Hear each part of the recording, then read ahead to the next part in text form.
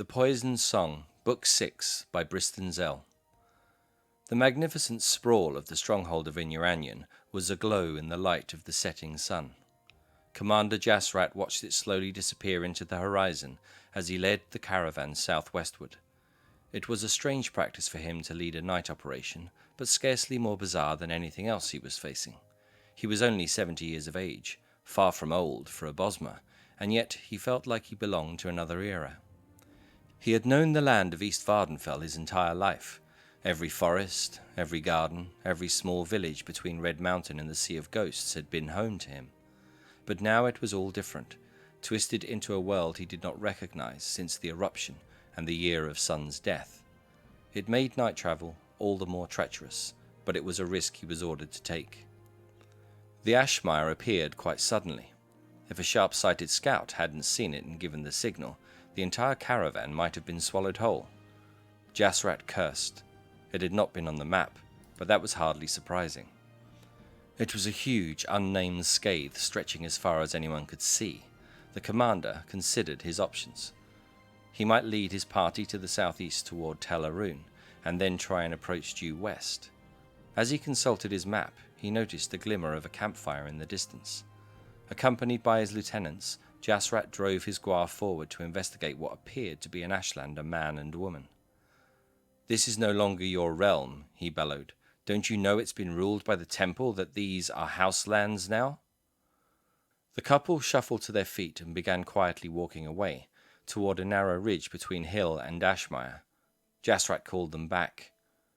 "Do you know a way around the scathe?" he asked. They nodded, their eyes still to the ground. Jasrat signaled to his caravan.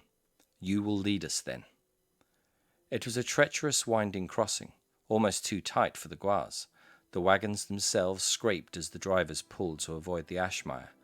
The Ashlander man and woman whispered to one another as they led the caravan. "What are you mumbling about, Enwa?"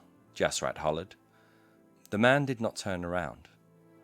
"My sister and I were talking about the Dagoth rebellion, and she was guessing that you were bringing arms to the stronghold at Falan Serrano, which is why you chose to cross the Ashmire rather than taking a road." "I might have known," Jasrat laughed. "You Ashlanders are so hopeful whenever you see signs of trouble in the houses and the temple. I hate to dampen your spirits, but what you're speaking of is hardly a rebellion. Merely a few isolated incidents of unpleasantness. Tell your sister that." As they plodded onward, the narrow ridge began to taper even more. The Ashlanders found a low jagged crevasse in the hills, a crack from a lava flow even predating Sun's death. The caravan scored the rock walls as it moved through. Commander Jasrat, after 20 years of uncertainty in a land he did not understand, felt a twinge of his old instinct. This, he thought to himself, would be a fine place for an ambush. "Ashlander, how close are we?" he shouted. "We've arrived," Dagoth Tython replied, and gave the signal. The assault was over in mere minutes, as it had been calculated from the start. When the last body of the house guard had sunk beneath the Ashmire, only then was the inventory of the caravan revealed. It was better than they had hoped, virtually everything the rebellion needed. Daedric swords, dozens of suits of armor, quivers of fine ebony bolts, and rations enough to last for weeks. "Go on ahead to the camp," Tython smiled at his sister. "I'll lead the caravan. We should be there within a few hours' time." Akra kissed him passionately and gave the sign of recall. In an instant she was back in her tent, exactly as she had left it.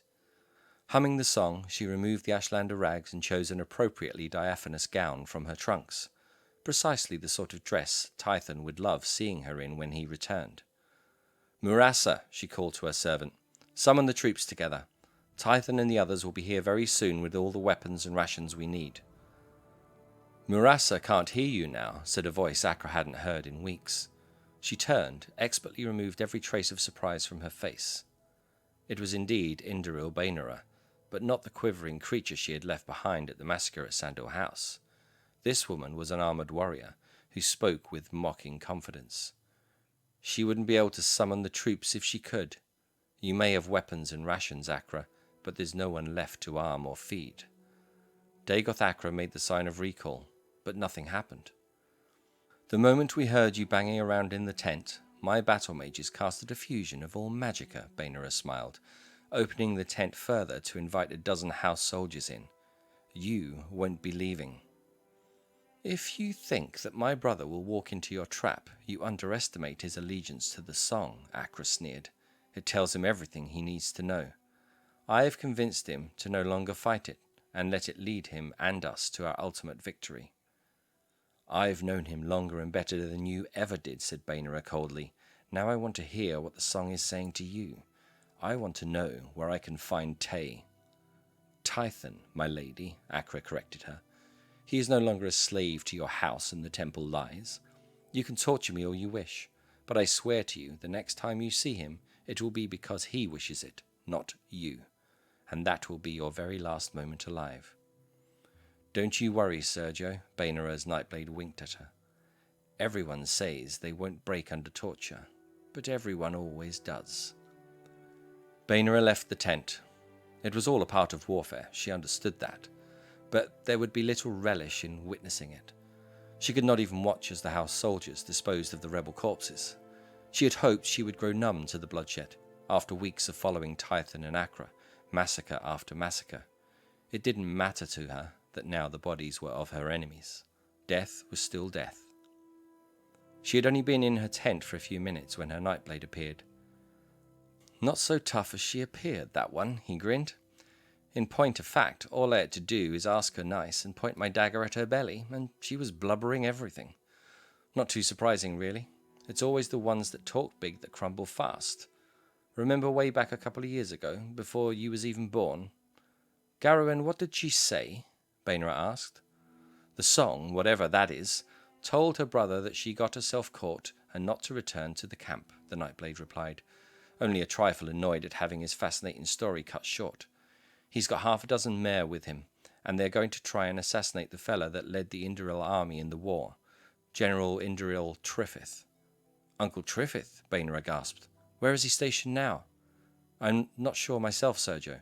Do you want me to ask if she knows? I'll come with you, said Bainera. As they walked towards Acra's tent, cries of alarm sounded. The situation became abundantly clear even before they reached the site. 3 guards were dead and the prisoner had escaped. Interesting woman, said Garowen. Weak heart, but a strong arm. Should we send word of warning to General Indoril Triffith?